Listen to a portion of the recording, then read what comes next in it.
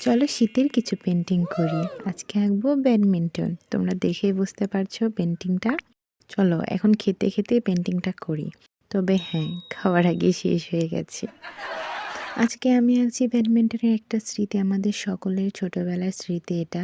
এরপরে আমরা শুরু করছি পেন্টিংটা। পেন্টিংটা শুরু করছি প্রথমে মাঠ দিয়ে। মাঠে সবুজ ঘাসগুলো আঁকার জন্য এখানে ডট ডট করে বসিয়ে নিয়েছি কালো দাগ।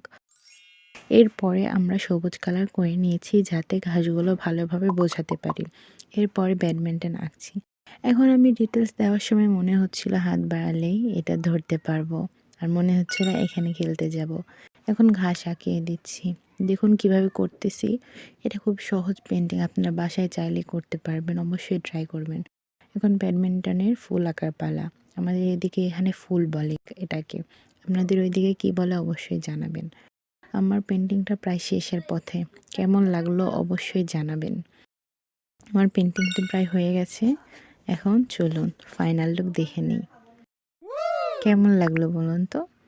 আপনাদের কি ব্যাডমিন্টন খেলতে খুব পছন্দ? আমার কিন্তু খুবই ভালো লাগে। ধন্যবাদ।